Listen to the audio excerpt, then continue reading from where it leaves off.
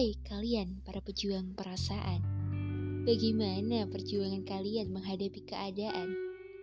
Semoga dapat menggiring ya ke tahap pendewasaan. Semangat kalian!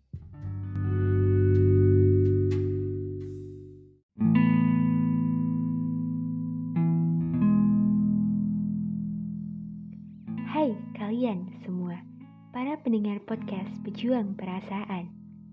Bagaimana perasaan kalian saat ini? Aku harap kalian tetap semangat menjalani kerasnya kehidupan. Selamat datang di episode ke-11.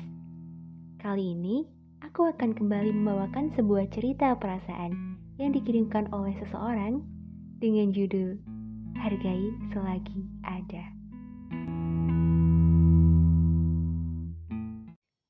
Disclaimer, nama pengirim dalam cerita ini sudah disamarkan dan telah mendapat persetujuan dari pengirim, sehingga privasi aman terjamin. Terima kasih.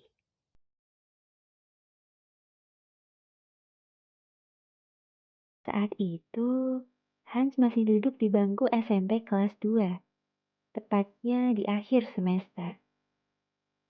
Saat itu juga pertama kalinya ia mengenal yang namanya cinta. Tertarik kepada salah satu cewek di sekolahnya. Tepatnya, cewek itu ikut dalam satu ekstrakurikuler yang sama dengan Hans. Lantas, beberapa hari pun berlalu. Dan Hans mulai memberanikan diri untuk nyoba ngajakin kenalan si cewek itu.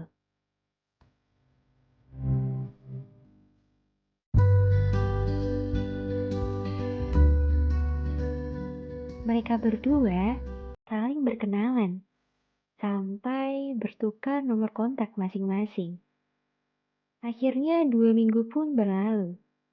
Hans mulai ngeyakinin diri kalau ia ternyata mencintai si Ayu.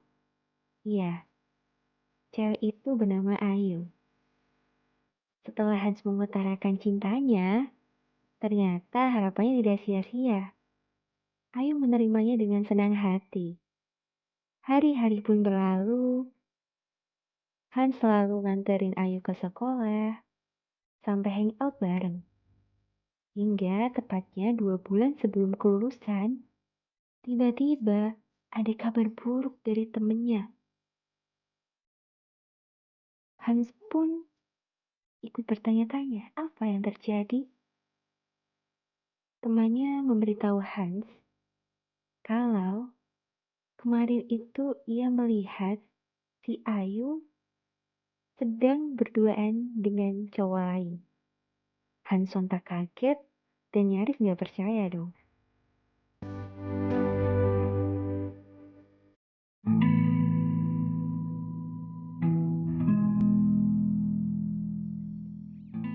Hans yang kaget mendengar berita itu gak cuma diem aja.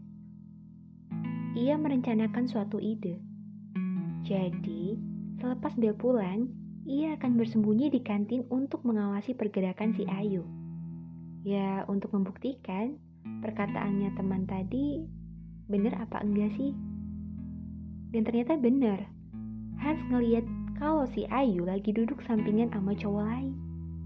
Hans pura-pura nggak tahu dan jalan depan mereka berdua biasa aja.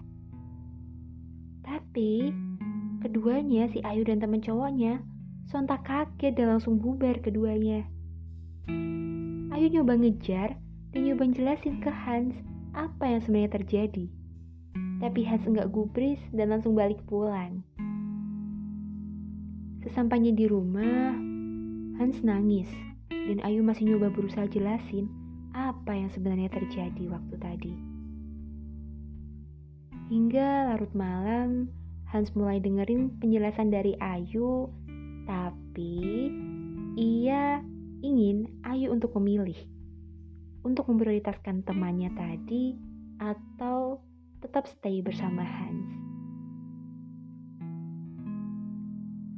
Keesokan harinya, Bima, teman cowoknya si Ayu, minta maaf ke Hans. Dia nggak tahu sama sekali kalau si Ayu itu pacarnya Hans. Jadi ini semua hanya salah paham.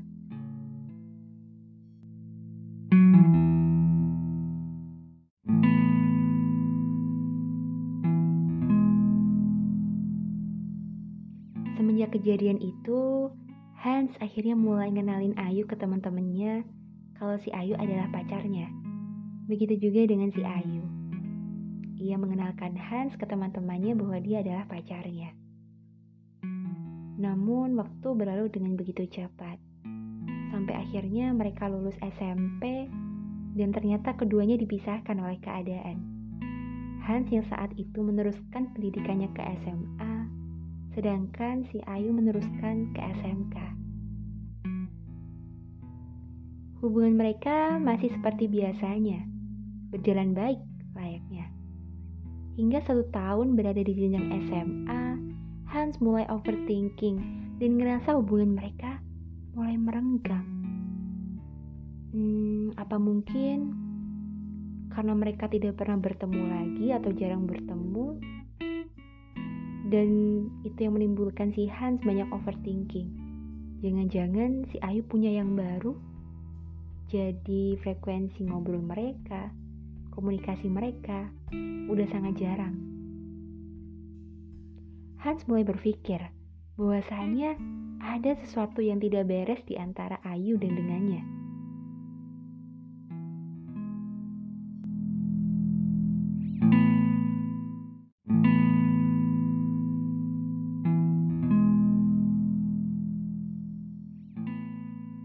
Ayu gak peduli akan itu. Sampai beberapa bulan pun berlalu dan hubungan mereka seperti menggantung satu sama lain. Kita ini pacar apa temen sih? Sampai akhirnya Ayu berani ngechat si Hans tentang perihal hubungannya, memastikan masih temenan atau masih pacaran. Dan Hans menjawab, kalau emang kita ditakdirin bersama, tapi kenapa hubungan kita makin kesini makin merenggang?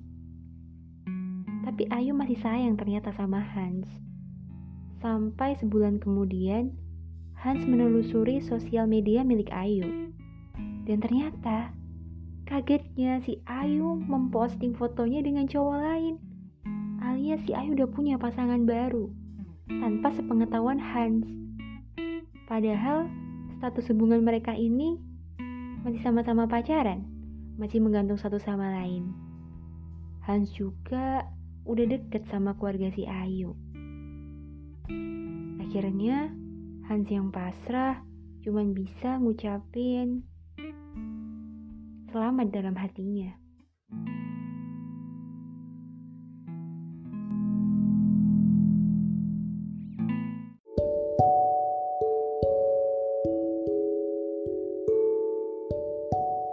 Hans ngechat si Ayu dan bilang makasih buat selama ini, karena udah bareng-bareng sama dia.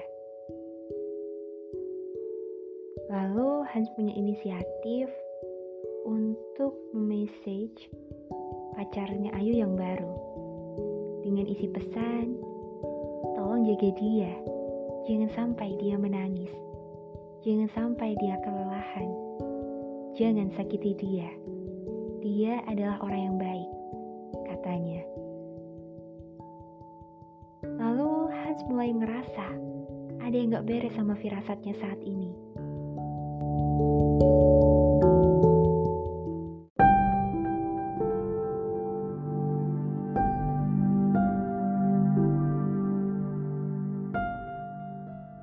Ternyata benar, Ayu baru saja mengalami kecelakaan. Hans masih gak percaya kalau saat ini Ayu benar-benar koma dalam rumah sakit. Dan Hans setelah mendengar kabar itu langsung bergegas menuju rumah sakit untuk melihat keadaannya si Ayu. Di rumah sakit, Hans nyoba nahan nangis dan nyoba nenangin diri bersama bapak, ibu, serta keluarganya Ayu. Saat itu juga kakaknya Ayu bertanya ke Hans, apakah kamu udah putus sama Ayu? Hans ngejawab, udah mas, kurang lebih seminggu yang lalu. Ayu punya pacar yang baru tanpa memutuskan Hans. Kakaknya yang sedih mendengar itu langsung minta maaf ke Hans atas kesalahan adiknya itu. Dan Hans memaafkan kesalahannya si Ayu, walaupun itu terasa berat baginya.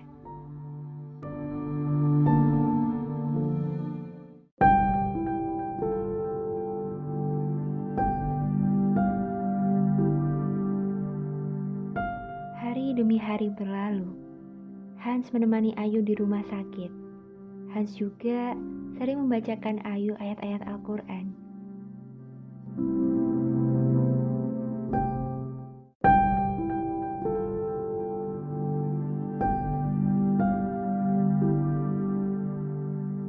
Ia juga suka membantu ibu Ayu dan juga keluarga Ayu ketika sedang mengurus Ayu.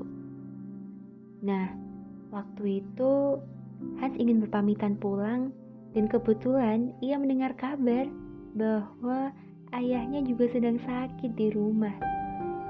Ia meminta maaf dan kunjung berpamitan dengan ibunya Ayu bahwa setelah hari ini mungkin ia akan jarang mengunjungi Ayu karena ia harus mengurus ayahnya yang sakit di rumah. Hari demi hari pun berlalu. Keesokan harinya, Hans lagi-lagi mendengar kabar tentang Ayu.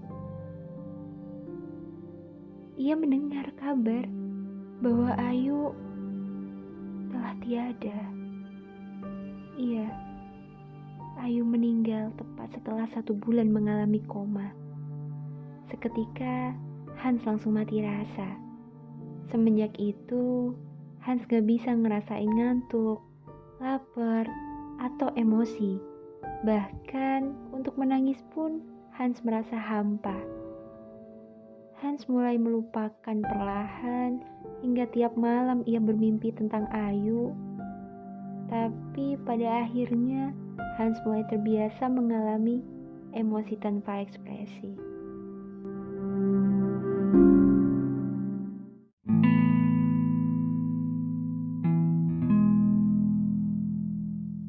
Ketika ada cewek yang ngedeketin Hans, ia ngerasa biasa aja saking mati rasanya. Dan gak bisa namanya lagi jatuh cinta untuk beberapa saat. Sampai Hans lulus SMA, ia memilih melanjutkan kuliah ke kota lain untuk mengubah hidupnya agar kembali seperti semula. Karena apabila diteruskan, maka akan berdampak buruk terhadap mental dan kesehatan jiwanya.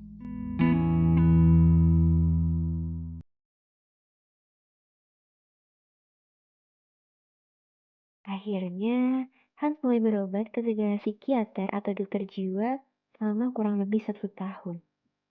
Hans mulai dapat merasakan yang namanya ekspresi senang, tertawa, dan lain-lain. Dan ia mulai menemukan semangat untuk terus maju menggapai mimpi dalam hidupnya. Sebisa mungkin, ia akan berusaha untuk membantu orang yang kesulitan di sekitarnya.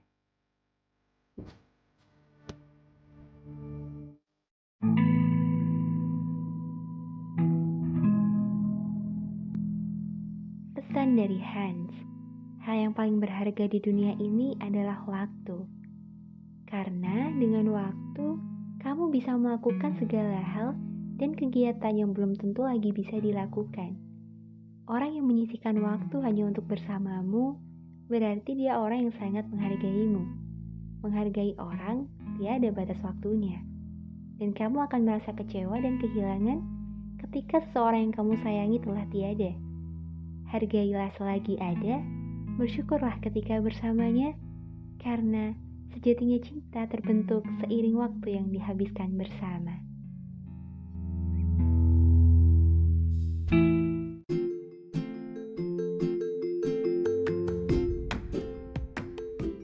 Oke teman-teman, itu tadi cerita dan pesan-pesan nih dari Hans tentang hargai selagi ada.